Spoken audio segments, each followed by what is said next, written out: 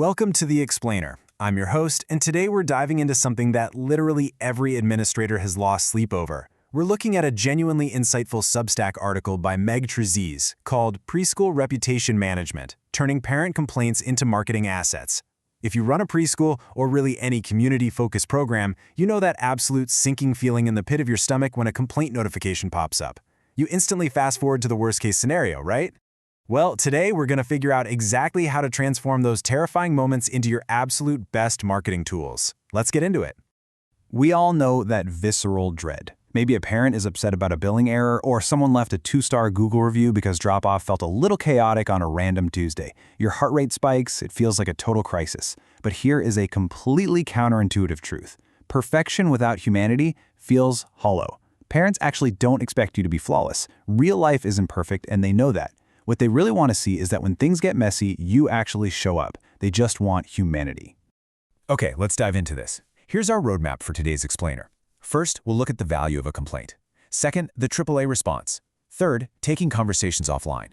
Fourth, feedback as a tool. And finally, number 5, the mindset shift. All right, starting off with Section 1, the value of a complaint. High stakes, high trust. Choosing a preschool is a massively emotional, high-stakes decision. Parents are handing over the tiny person they love most in the entire world, often for the very first time. Because of this, their trust bar is incredibly high. They're looking for clear signals that you are worthy of that trust. So imagine a family researching 2 different schools. On one hand, you have a school with a perfect 5.0 star rating, but 0 engagement, complete radio silence in the reviews. On the other hand, you have a 4.6 star school that visibly and thoughtfully handles problems right there in the open.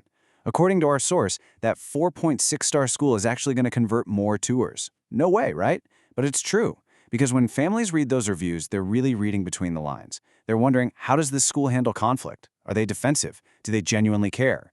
That visible, thoughtful engagement is a huge trust signal. Let's move on to Section 2, the AAA response. Remember, don't react, respond. When a critical review comes in, or you get that angry all-caps email, your absolute first instinct is usually to react, right? We have all drafted that 5-paragraph, overly defensive email in our heads. You just want to over-explain what really happened or point out exactly what the parent is getting wrong. You've got to resist that urge. Before you type a single word, take a deep breath. Read the complaint twice and ask yourself, what does this parent actually need in this moment? Almost always, they just need 3 specific things. They need to feel heard, they need to know something will actually change, and they need to feel like they still matter to you. That's really it. Your response doesn't need to be a long essay defending your policies. It literally just needs to be human. And this brilliantly illustrates Meg Trese's simple, memorable framework for keeping your public responses human, short, and calm. It's called the AAA method. Number 1, acknowledge what they experienced without getting into all the nitty-gritty details publicly. Number 2, appreciate that they took the time to actually say something to you. And number 3, act by inviting them to continue the conversation privately. So what does this actually look like in practice? Let's read through an exact template from the source for a public Google review response. It goes like this. Thank you for sharing this with us. The experience you're describing is not what we want for any family in our program, and we take this seriously. I'd love to connect with you directly so we can make this right. Please reach out to me at my email, Megan. Notice what is completely missing from this? There's 0 defensiveness. There's no over-explaining. When prospective families read a response like this, they don't see a red flag or a problem. They see a director who actively shows up and takes responsibility. Now we're on to Section 3, taking conversations offline. Resolve problems privately. Let's be very clear about this. Public comment sections and review threads are incredibly high visibility, but they have absolutely 0 nuance. That makes them the absolute worst place to actually resolve a sensitive problem. Your public response, like the one we just looked at, is only there to demonstrate your character to the public. You actually solve the problem by getting the parent on the phone or talking in person.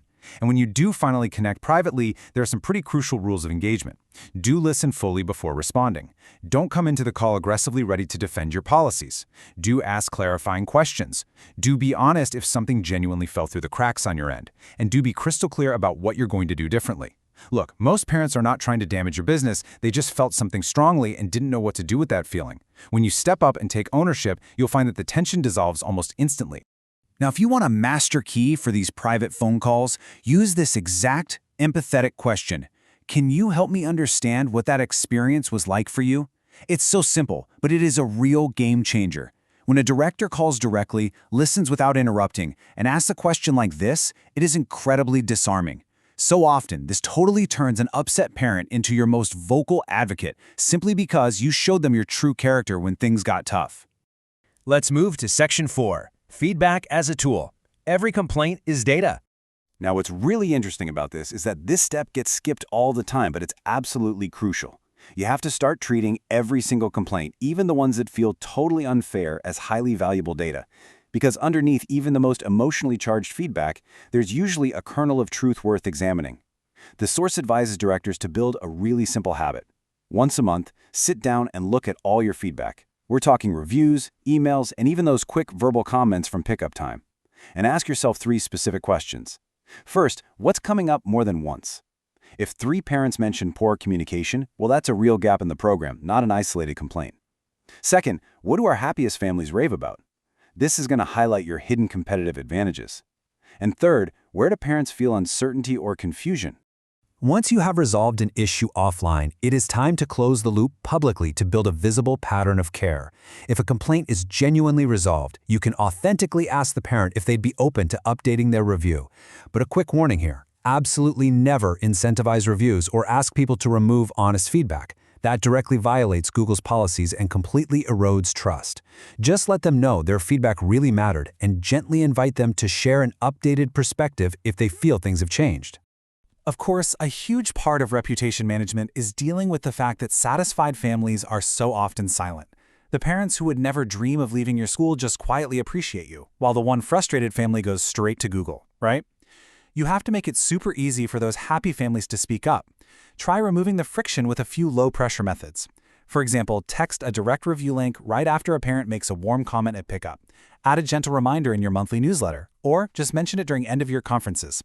You are not asking them to lie, you're just giving their genuine appreciation a public place to live. And finally, we're at Section 5, the mindset shift. This is a crucial mental pivot. We all know that criticism of your life's work feels intensely personal. You pour your heart and soul into your program. So I want you to really think about this for a second. How do you read a 2-star review? What is your immediate visceral reaction when you see those little yellow stars next to your school's name? Does your stomach drop? Do you instantly feel defensive? We really need to move from instinct to strategy here. Your instinct immediately says, this parent is attacking me, but your strategy needs to be, what is this telling me, and how do I respond in a way that shows who we really are?